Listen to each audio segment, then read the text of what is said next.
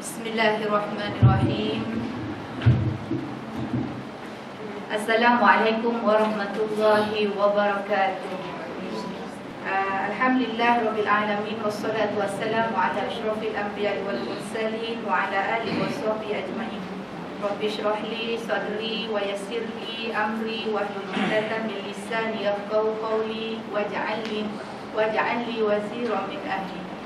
Tuhanku, lapangkanlah dadaku, mudahkanlah urusanku, kesimpulan lidahku, agar kau mengerti perkataanku, dan kurniakanlah pembantu di kalangan keluargaku.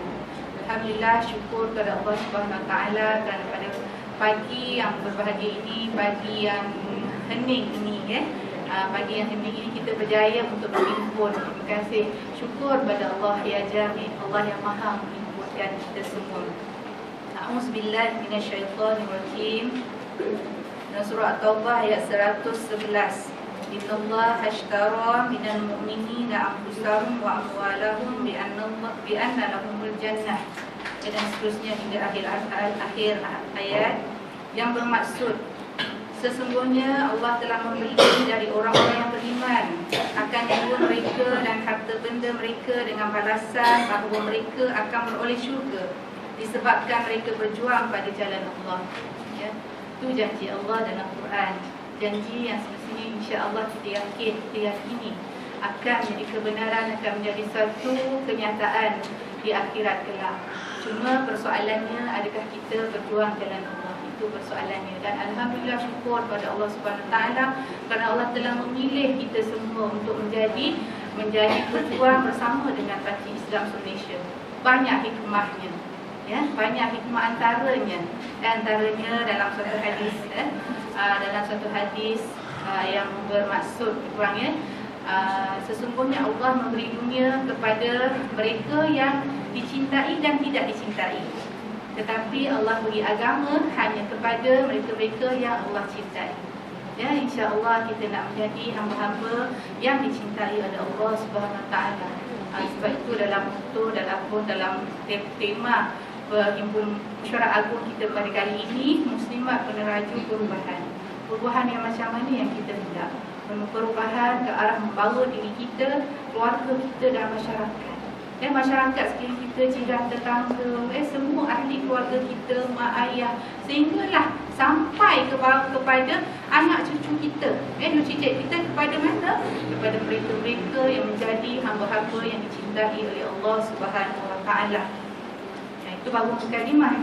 Saya diberi masa 20 minit untuk tu, dan saya cuba untuk ringkaskan beberapa perkara. Tapi yang pertamanya, saya mengucapkan salam Aidilfitri. Masih lagi dalam tempoh bulan Syawal. Bulan Syawal untuk orang Malaysia ni masih sambut sebulan lah. Malah kadang-kadang sampai terlajak ke Zulkaidah pun ada. Dalam Aidilfitri, insya-Allah sebenarnya Syawal ini antara perkara yang dianjurkan ialah marilah kita mengeratkan lagi silaturahim atas nama Islam. Silaturahim atas nama Islam, insya-Allah sayangilah sahabat-sahabat kita. Apatah lagi sahabat-sahabat yang sama-sama berjuang dengan kita, sahabat-sahabat seperjuangan kita. InsyaAllah. Kerana apa? Kerana kita tak bangkit esok. Dibangkitkan esok di hadapan Allah Subhanahu Wa Taala bersama mereka ini. Di mana di hadapan nanti adalah Rasulullah Sallallahu Alaihi Wasallam yang akan memimpin kebangkitan kita kelak, insya-Allah. Yang keduanya, salam kemerdekaan. Merdeka, tak ada orang sambut pun. Kalau tempat ramai ada orang sambut, saya cakap tak ada orang sambut. Merdeka. Saya tertarik untuk mengupas sedikit tentang keputusan kemerdekaan daripada Tuan Guru Presiden kita. Saya dah baca ke belum?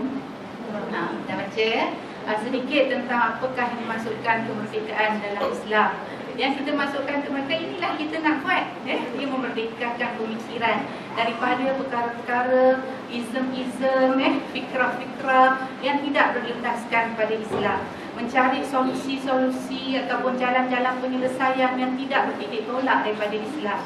Dan mencari perkara-perkara ataupun kekuatan yang tak disandarkan, bukan pada bersandarkan kepada Islam. Sebab itu kita lihat kita dah merdeka selama 56 tahun ini, tapi kita masih melihat masyarakat kita, kalau dulu ada jugalah kesedaran tentang Islam tu meningkat kan tahun 80-an, bahawa nak pakai, sekarang ni dah terbalik balik. Dia dah menurun balik sebab saya perhatikan bila saya lihat pesakit-pesakit wanita yang datang ke klinik, ada tempoh tu kita nampak ramai yang bertudung. Kemudian ada satu tempoh sekarang ni, banyak ni bertudung di mana? Dalam IC. Tengok IC pakai tudung, kat depan tak ada. Dan IC tu bukan IC masa Dajjal 6. Masa Dajjal 6 kita kenal kan, muka budak. Tapi IC tu IC ni orang dewasa. Tapi bila masa datang ke klinik tak pakai tudung, tak tutup aurat, itulah sebenarnya antara tanggungjawab kita sebagai da'i, sebagai orang yang berada dalam jemaah Islam ni, itu yang kita mahu. Sebab apa? Sebagaimana ayat Quran yang disebutkan tadi, yang dibacakan tadi dalam surah At-Taubah, sebab kita berjual beli dengan Allah. Dengan apa? Dengan harta, dengan jiwa. Jiwa dan harta. Bila dia kata jiwa tu apa dia jiwa? Diri kita, nyawa kita, pemikiran kita, perasaan kita, apa lagi? Mungkin kita kadang-kadang muslimat ni bila disebut tentang perasaan, insya-Allah apa ya, paling susah sangat, perasaan paling susah sangat nak kita korban, antara perkara yang susah untuk kita korbankan. Bila kita rasa, bila kita antara perasaan ni merajuk. Bukan kata merajuk dengan suami, tapi merajuk dengan kawan-kawan. Sebab kalau merajuk dengan kawan-kawan, mesyuarat pun tak nak datang.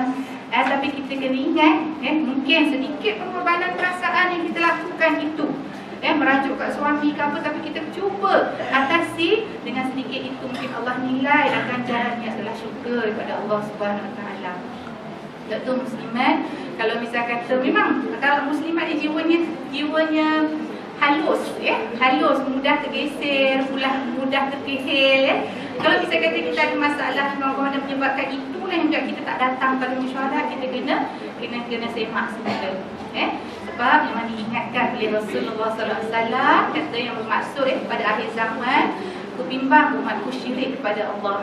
Tapi yang dibimbangkan bukan syirik menyembah api, bukan syirik menyembah berhala, tapi apabila syirik bila membuat sesuatu bukan kerana Allah. Maksudnya tak datang mesyuarat bukan kerana Allah, tapi kerana manusia. Kita kena fikirkanlah, insya-Allah, sebab kita nak bersama, kita nak bangun sikit tadi, sebab ganjaran yang Allah bagi itu sangat mahal, itu syurga daripada Allah, dan itulah jadi wawasan kita. Muslimat pas. Kita wawasan kita bukan sekadar kita nak tunjuk kita pandai, bukan sekadar di dunia, tapi wawasan kita jauh di akhirat. Itu berpengorbanan. Kita Allah membeli perasaan itu. Membeli perasaan itu dengan syurga. Sebab tu setiap kali nak cuba tukar mindset.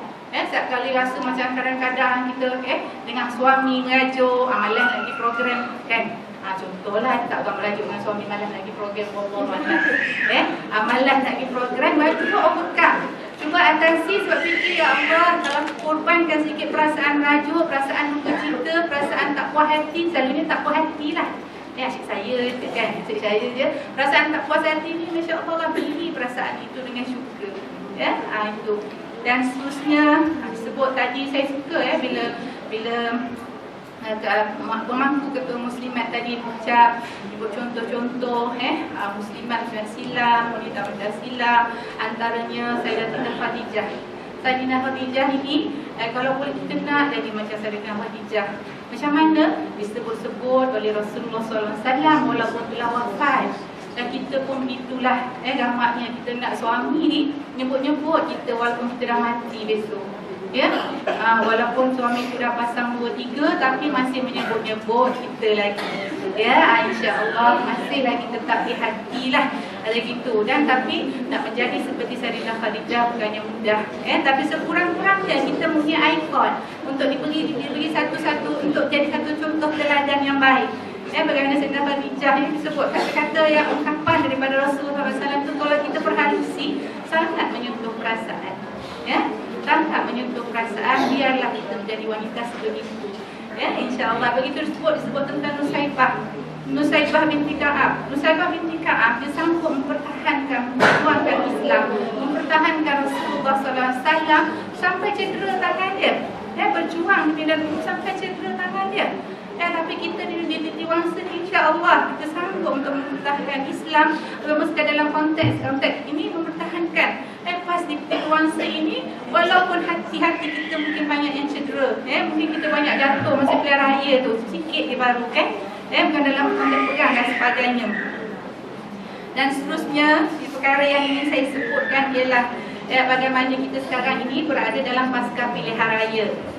Perlu diingat di dewasa ni, walaupun kita tidak menang dalam pilihan raya lepas, tapi sebenarnya majoriti rakyat yang bermukim di masyarakat rakyat adalah pendukung kita. Betul?